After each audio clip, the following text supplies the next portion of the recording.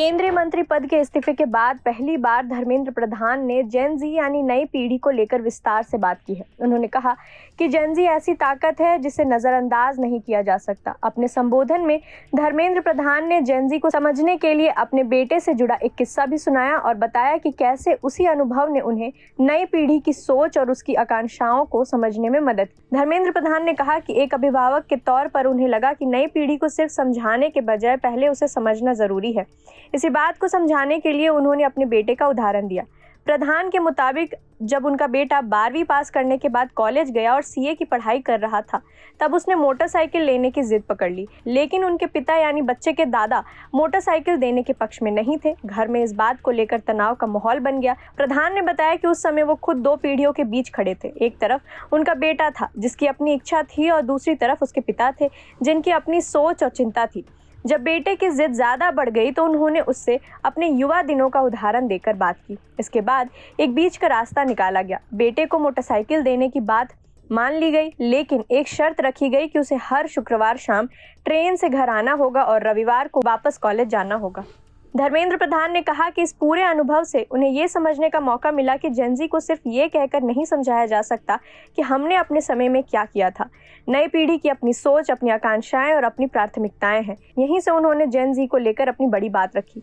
प्रधान ने कहा कि कुछ लोग नई पीढ़ी को भ्रमित करने की कोशिश कर सकते हैं, लेकिन इसे व्यक्तिगत प्रतिष्ठा या अहंकार का विषय नहीं बनाना चाहिए। उनके मुताबिक भारत में हर साल करीब 2 करोड़ बच्चे जन्म लेते हैं और 15 से 25 साल की उम्र के करीब 20 करोड़ युवाओं के कंधों पर देश के भविष्य की बड़ी जिम्मेदारी है। उन्होंने कहा कि भारत को विकसित बनाने और देश को विश्व गुरु की दिशा में ले जाने की जिम्मेदारी इसी नई पीढ़ी के पास है। इसलिए युवाओं की आकांक्षाओं को समझना और उनके साथ संवाद करना जरूरी है। धर्मेंद्र प्रधान ने इसी संदर्भ में प्रधानमंत्री नरेंद्र मोदी का भी जिक्र किया। उन्होंने कहा कि जिस तरह उन्होंने अपने बेटे की बात समझने की कोशिश की, उसी तरह उन्होंने प्रधानमंत्री के सामने युवाओं से जुड़ी स्थिति रखी। प्रधान के मुताबिक प्रधानमंत्री ने भी बात को स्वीकार किया और युवाओं के साथ सीधे संवाद किए, क्योंकि देश का हित सबसे ऊपर है। अपने संबोधन में धर्मेंद्र प्रधान ने जेन जी को सिर्फ आज के डिजिटल और तकनीकी पीढ़ी के तौर पर नहीं देखा, बल्कि इतिहास से जोड़ने की कोशिश भी की। उन्होंने सुरेंद्र साय, उदंत साय और बख्शी जगबंधु जैसे स्वतंत्रता सेनानियों का जिक्र करते हुए कहा कि अपने समय में ये लोग भी आज की भाषा में जेन जी ही थे, यानी जिन उम्र में आज के युवा अपने भविष्य को लेकर सोच रहे हैं, उसी उम्र में पिछली पीढ़ियों के युवाओं ने देश और समाज के लिए बड़े संघर्ष किए। प्रधान ने कहा कि उन लोगों के संस्कार और उनकी कहानियां आज की पीढ़ी तक पहुंचनी चाहिए।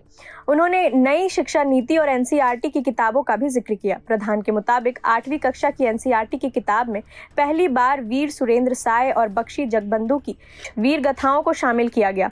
उनका कहना है कि इससे आज की जेन जी इन ऐतिहासिक किरदारों और उनके संघर्षों के बारे में पढ़ सकेगी। धर्मेंद्र प्रधान ने आगे कहा कि भारत को 2040 तक विकसित देश बनाने का लक्ष्य है। साथ ही 2036 में उड़ीसा के गठन के 100 साल पूरे होंगे। उनके मुताबिक आने वाले समय देश और खासकर युवाओं के लिए बेहद महत्वपूर्ण है। यानी धर्मेंद्र प्रधान का पूरा संदेश एक बात पर केंद्रित रहा, नई पीढ़ी को सिर्फ निर्देश देने से काम नहीं चलेगा, उसे समझना होगा, उससे बात करनी होगी और उसकी आकांक्षाओं को देश के विकास से जोड़ना होगा। उनके इस बयान को इसलिए भी अहम माना जा रहा है क्योंकि ये उनके केंद्रीय मंत्री पद के इस्तीफे के बाद जेन जी को लेकर आया पहला बड़ा सार्वजनिक बयान है।